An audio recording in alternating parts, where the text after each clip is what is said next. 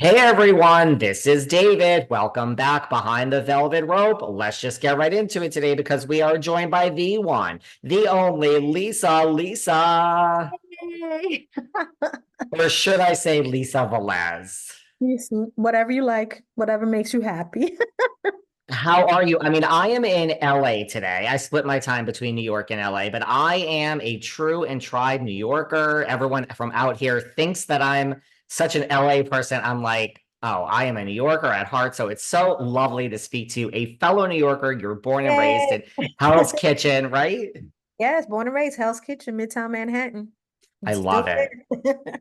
You're still there. I mean, man, New York has changed so much. Like when you think back to like when you first kind of hit it big in the mid 80s, like what are your memories of New York from then? Oh, family and people that I know, and everybody taking care of each other, and the linoleum floor, and the break dancers, and the music loud, and beautiful.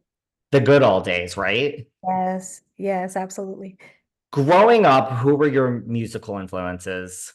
Oh, I was raised on uh the Fania All Stars, salsa, Saturday and Sunday morning getting up and cleaning with music with my mom. I was raised on everything Motown. So Wow. Celia Cruz, Tito Puente, Jimmy Sabater, Joe Cuba, I could go on and on, Willie Colon, and then of course Diana Ross, the Jackson Five, Stevie Wonder. So honestly, that's everything that I was raised on. Wow. Did you have a favorite musical artist growing up? Stevie Wonder, of course, the Jackson Five, Celia Cruz. Those are good ones. Diana, I was such a Diana person. Oh, me too. Your first big hit, I Wonder If I Take You Home, Lisa Velez became Lisa Lisa and the Cult Jam. Like, where did you get your name, Lisa Lisa, from? Okay, well, I'm going to be very, very honest here, and they'll deny it, but the truth is that when I first met the guys, full force, they looked here, and it was always Lisa, Lisa, so it stuck. They look down at your breasts. Yes. We have one Lisa and we have a second Lisa, right? Yes, you do. You have the sisters and me. And the guys just deny it to this day. They always do. Always do. But that's okay. I Wonder If I Take You Home, it was everywhere once it came out. So like to people, I think on the outside, like you were an overnight success, but like, was that really what it was? Like, were you trying to get into the business or did it all just kind of happen? I mean, I've read online at points like, being a New Yorker, it said you were discovered at Funhouse, which we all know from those of us that grew up in New Oh, York. that's the truth. I mean, I was introduced to Mike of Cult Jam at the Fun House, a friend of mine who knew that I used to sneak into clubs all the time when I was a kid. He was like, "You gotta come with me this evening, and we gotta go to the Fun House. We gotta meet this guy. He's a roadie for this group of people, and they're looking for a vocalist." I said, "Yay, let's go." I went. And I met him and he said, "I heard you can sing." And I said, "Hell yeah, I can sing." And the rest is history. Wow. Did it feel like overnight success or did you really feel like you were trying for, because neither is the better situation. I'm just so Yeah, curious. I don't think it was overnight success at all. I think that I started singing when I was 4 to 6 years old in the church choir and always wanted to be a singer, sneaking into clubs and all. And when I met them, the following week we were in the studio and I recorded "I Wonder If I Take You Home" and "Can You Feel the Beat" in one night. And they went and they distributed that to a very tiny label, Personal Records, and they put that on a compilation, "Take You Home" on a compilation that was thrown overseas. That didn't come back to the States till about a year and a half later. Wow. Were Right. you shocked then, because it was overseas and it was on a compilation? Like, were you shocked then when it came back to the US and it was kind of just everywhere? Yeah, the DJs used to rock it all the time. So when we got a call from Columbia Records and they were like, "We want to sign you, we want to put it out immediately." I was working for Benetton and a girlfriend of mine called me while I was at the register folding clothes. And she says, "You got to put the radio on." And boom, there it was. Shocking. I Do you started. know I still wear Benetton to this day. You can still find Benetton online. The other day I had something on Benetton and someone said, "Where did you get this?" I'm like, "There's still a website that exists online." So I love There a good it is. Benetton reference. Oh my God, I used to own every color in the Big B sweater.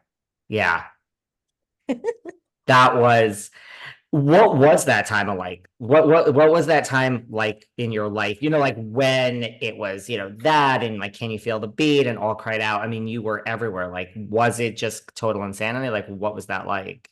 It was nuts. They had to come and get me out of working from Benetton because the store manager was complaining to my management saying there's too many people coming in the store and it's crazy, so you got to get her out of here. Because they started showing videos and people noticed who I was. But it was nuts, and we were doing like 4 to 5 clubs every weekend. It was hard.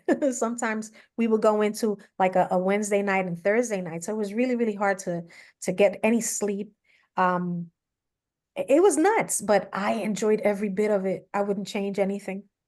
Do you have a first memory of fame? Like, either walking down the street or was it just people started coming into Benetton? Like, do you just have that first moment of like, wait, like life has changed forever? Um, I remember being on the tour, and the last stop of that, I think it was the first album tour, and our last stop was Radio City, New York. We pulled in on the bus, and I think it was about midnight or 1 a.m. And I told the driver, I begged him, please go by Radio City, please, please. So he pulled up in front and I saw my name in the lights. It was just scrolling. And I got out the bus and I kissed the ground. I said, Ma, I did it. For a New Yorker, right? Like playing at Yeah, Radio City Radio is City is everything. that's not a joke. Well, I'm showing my age now because yes, 80s music holds a special place in my heart. What was the music scene like that? Like who did you kind of hang with? Um, Everybody. I remember being in studio and Studio 54, and there was everybody, Michael Jackson, Diana Ross, everybody was there. Um, I could name everybody. Patti LaBelle. I mean, go on, and so we would hang out all the time at the clubs.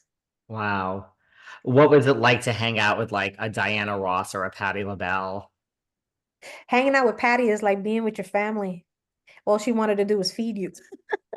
Yeah, she was, oh, it was fun, a lot of fun and a lot of talk and wisdom, just wisdom passed on. It was great. What about, coming up in New York? I think like Madonna, like you were discovered at Funhouse, like we said, she was always at Danceteria, like she was on the low. Like, did you come into contact with like a young Madonna at that time? I did. I had a cassette of me singing. And everybody said you gotta go into the funhouse because that's when Madonna got discovered. So I knew Jelly Bean was DJing there at the time, so I snuck into the DJ booth. I got in. I don't know how I did it, but I got into and she was there. She was in there. So cute, so bubbly, and kind of like, who are you? And I just whipped out this cassette and please play this. Do you have like specific, like, did you hang with Madonna? Like, do you have specific memories other than that? I didn't Or, I didn't hang out with Madonna, but I remember she remembered me because every time I went to 86th Street Theater on the West Side, she was there. She was every time I went to the movies, she was there. And the last time I bumped into her was at that theater, and I walked by and somebody grabbed my leg and it was her.